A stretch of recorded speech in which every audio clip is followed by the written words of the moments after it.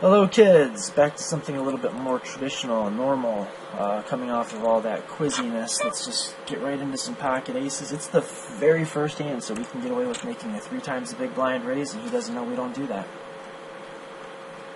So even though he will fold more often than had we min raised, I still think there's extra EV to be scooped up here when it's hand number 1 and we just happen to wake up with the nuts. Shit. Okay, so let's take all of that information that we have newly acquired and see if we can put it right on into practice. Ace-8 offsuit, you could argue about putting this into a polarized 3 or a linear 3-betting range. And I do think that we should have a linear 3-betting range. I expect to get called quite often. But I think it's just on the cusp, and until I have reads that he's extra sticky pre-flop or does something specifically stupid post-flop that I can capitalize on, I think Ace-8 offsuit is a pretty good flat call versus an open raise. Let's just keep the pot small. Good things happen to us when we hit an ace because he doesn't know that we have aces in our range. He checks back the flop, taking all the flush draws out of his range, so we can swoop in here and pick this pot up like 100% of the time with an overbet, but I'm actually looking for value. Yeah, most of the time when he checks the flop back, he has no flushes and no flush draws. When the 2 of clubs comes out, he just always folds.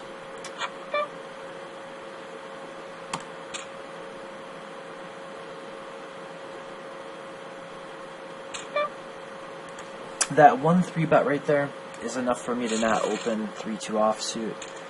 In fact, I usually don't open 3-2 offsuit. I just had some kind of suspicion starting to creep in that maybe he would fold more often than other players might fold. This raise sizing is usually a sign of life, indicating that he might have some play. Okay, so he checks back, caps his range, but we do have the ace. No, let's make a small bet here, planning to barrel the turn or the river. Because if he hit the 3, I want him to call, and I mean I'm expecting he's going to fold most of the time anyway. But if he picked up like a flush draw or hit the 3, it's going to present me with a good opportunity to make a small bet, keep his calling range pretty weak, and then barrel the river bigger, you know. Pretty small 3-bet. We've got a pretty bad hand, but we've got the button.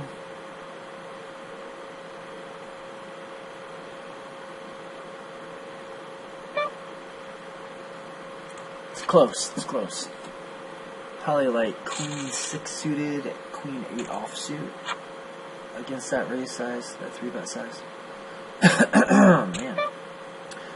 Real slam dunk call, and another very, very thick value call. If he knows what he's doing, I'm actually a little bit nervous about the 6 because he could be checking back his 6s on the flop. So let's take a little bit of a pot control line. Maybe we can avoid losing extra money and give ourselves the best chance of seeing a showdown and potentially induce a bluff. That really didn't help matters too much. I think most of his value hands at this point are 6x, which we still do not beat. But we're going to call anyway. There it is. I'm not surprised. Okay, so he checked back his showdown value. That's another sign of life. I think we're playing against a reasonable player.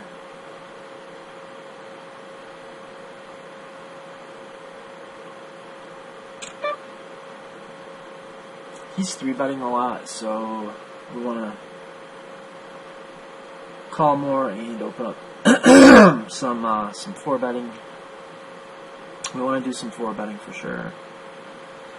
I think we want to polarize our 4-betting range though, so I think we want a flat call with the 9s.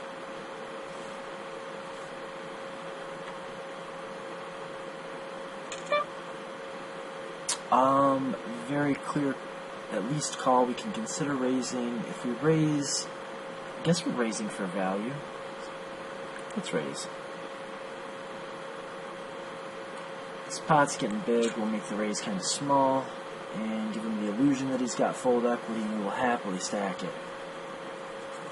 Give him a price on his top pair, or 7+ backdoor draws and whatnot.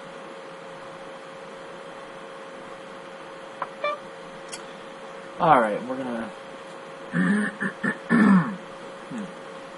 The bulk of his range is probably still draws and some single pair hands. So let's bet, but let's bet small.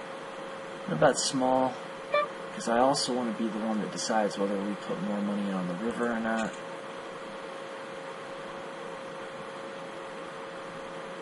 So I'm betting for kind of thin value, but also I'm betting so that he checks to me on the river. So if an ugly card like an 8 comes off, I can check back.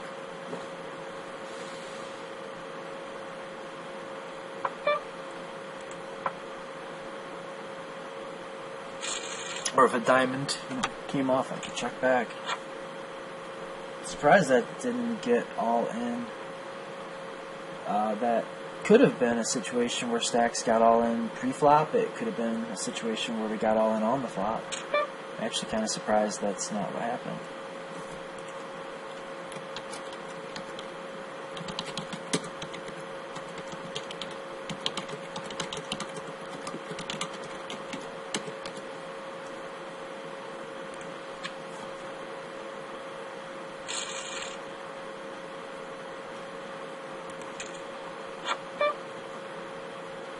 I said you two.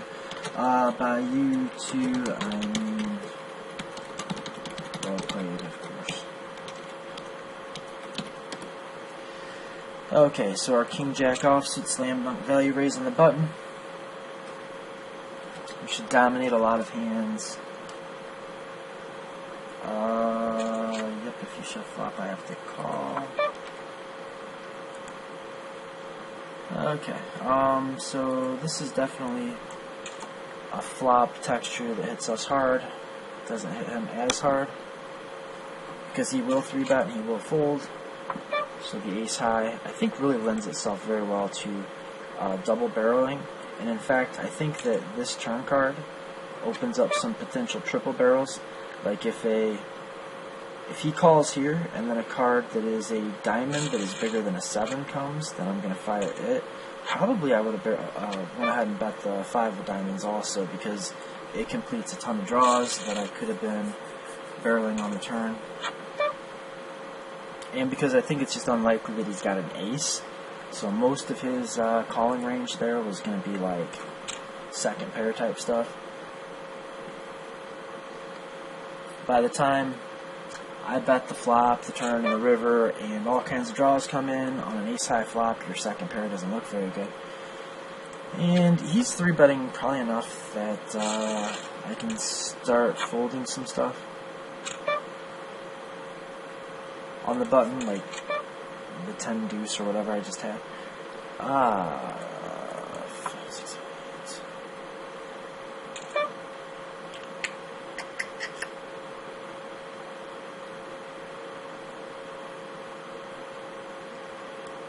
Now we'll take this one off.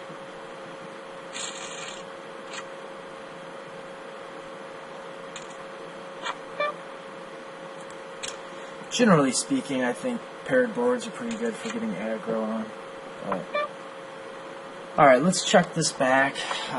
Just kind of treat it as showdown value. If he doesn't bet the turn, we will. Okay, so maybe we induce some bluffs and semi-bluffs. And we control the pot. Keep the pot small for when we lose. Yeah, it got pretty sketchy. We're just going to check.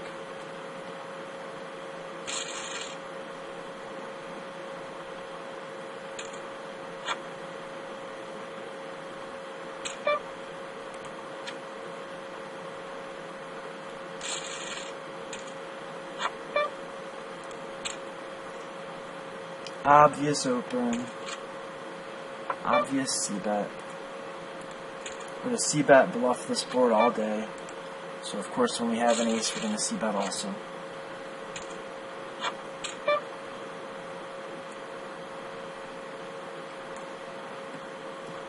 You know, we haven't done this, like, at all, so let's do this. Generally, I do want to have a linear range when I 3-bet. Remember, the exception is when we expect a lot of folds. Well, I expect a lot of folds, so I think I should have more of a polarized range. And the reason I'm expecting folds is not because of the fact that I'm out of position or stack sizes or anything like that. It's just my image should be very tight when it comes to 3-betting, and if I have a tight 3-betting image, then he should be doing less calling than normal, and if he's doing less calling, I can do more bluffing.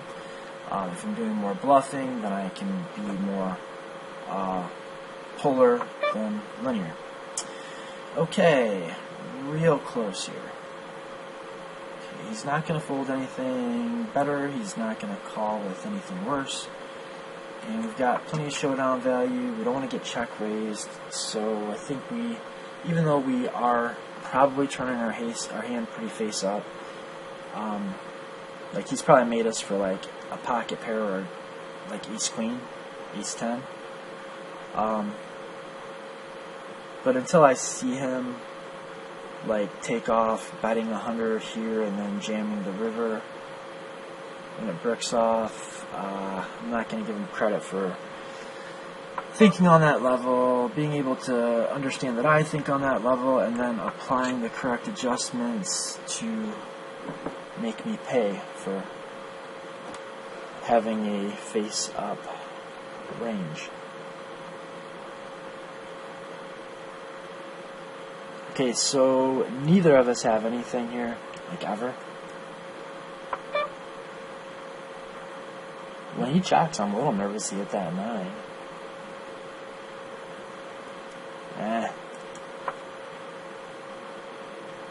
Just take it to showdown. Unfortunately, that also means I just confirmed some of his reads. Probably. That's okay, we can mix it up. What it also showed, though, it depends on how he's looking at it and what sticks out more to him.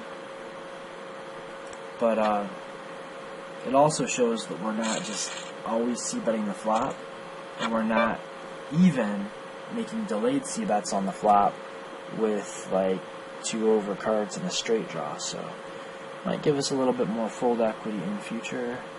Guess we're not going to be seeing too many flops, though, are we? We're just going to rip this. Oh, wow. I'm free rolling to the spade. No.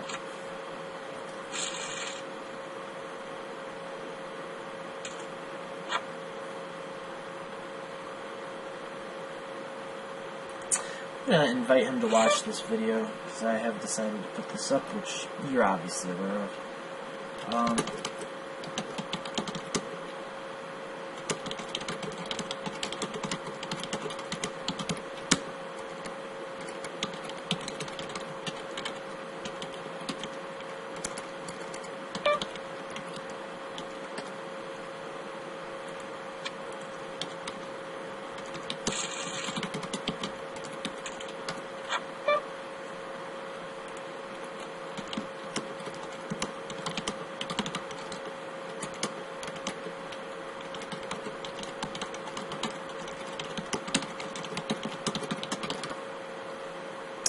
Jack-8 of diamonds,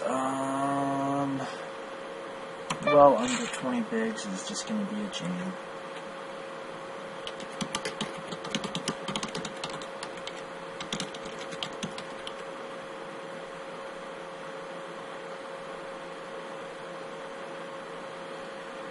I believe that at equilibrium we're going to be jamming this hand, and I doubt that he calls more than he would call at equilibrium.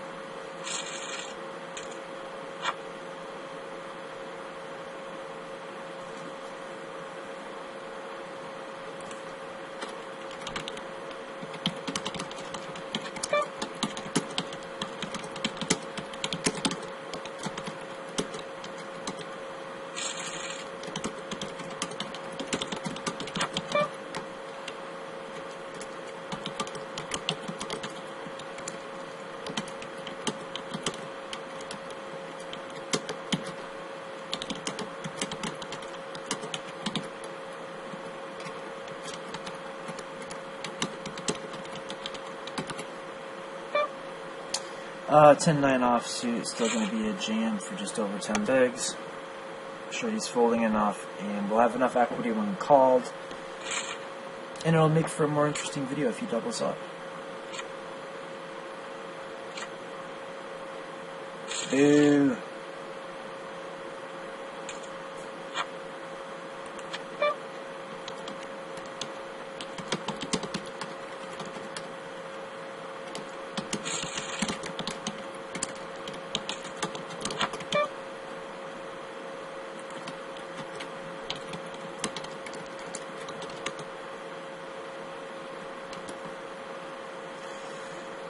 Okay, we got a little bit. Yeah, we can min raise and fold to a jam now, so we can start min raising. He's all over that flop. He didn't jam. He would have had license to jam a pretty wide range. So I can see him jamming for value. I can see him jamming with some bluffs. I can see him folding a ton of stuff. So the stuff that leaves looks an awful lot like that flop. Yeah, let's give this one up. That's a pretty good card for us, though. So I think we'll go ahead and stab. I don't expect him to call. I think he's either going to check raise or check fold. I've been wrong before. Alright, I don't know where we're at here. He should have no flushes. I think I'm just going to turn my hand into a bluff.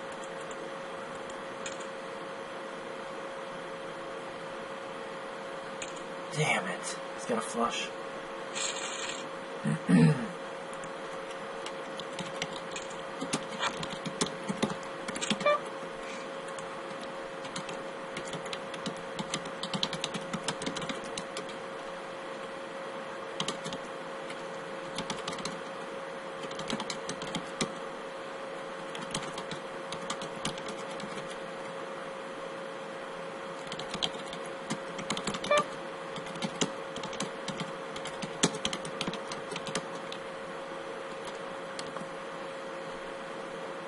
No, you know what? Like, that was a bad bet on my part. I need to get my head back in this game. That was stupid. The only thing he's going to fold is maybe a tiny flush, maybe an ace. But he had so many, I had a pair of kings, so like most of the stuff when he folds I'm beating, and he very rarely folds anything that I beat. I do not stand by that bet. I think it was bad.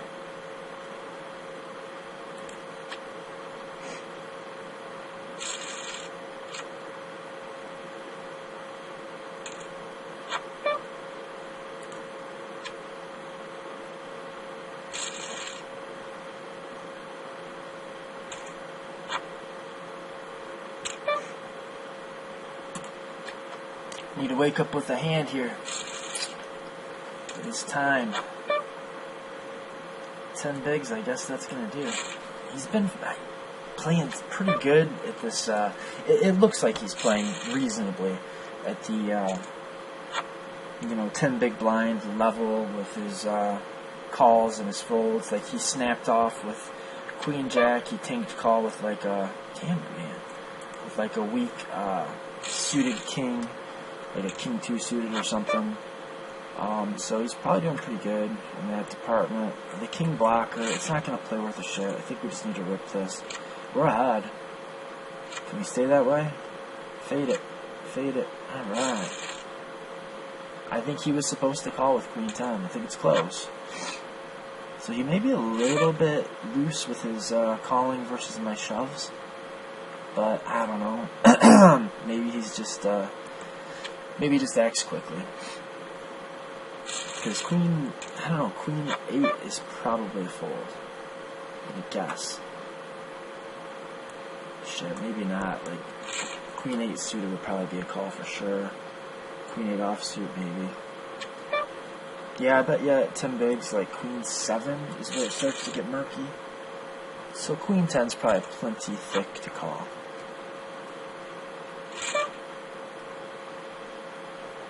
Damn. 800 in the middle, 600 to call. It's 4-3. Damn. It's close. And he should be so wide.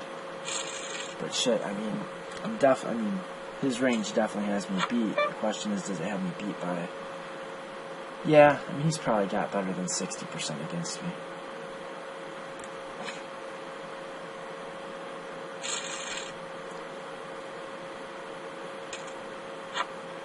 I bet it's close. I bet that's close. I'm going to put some... I might put that into Aqualab. Take a look at how that performs against various hands. If I decide to do that before I post this video, I'll put the results in. But I guess you already know whether I did or not. Definitely rip an ace-4 off.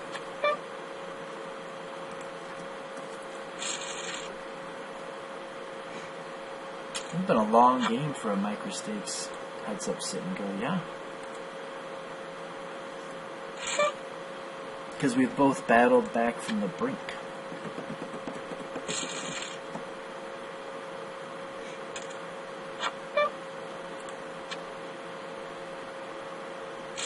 I feel like I've made a couple bad plays that add up to probably at least that much equity.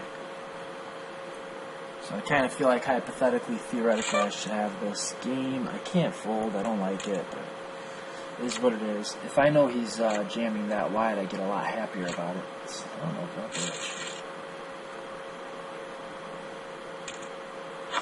that. I think that his jam was a little bit optimistic, but I'm definitely going to keep it in mind. Yeah, I mean, he just ripped 10-4 at 7 bigs, right? Something like that, whatever. Alright, we got it in good again. Can we hold? Damn it! Good game, good game. Oh, he stood me up for the rematch. Alright, well, I guess that's the end of the video then. Nice. This is Navanod on No Limit Hold'em. I hope you guys had fun watching it. Until next time, good quote, L-U-C-K, exclamation point, end quote. Over and out.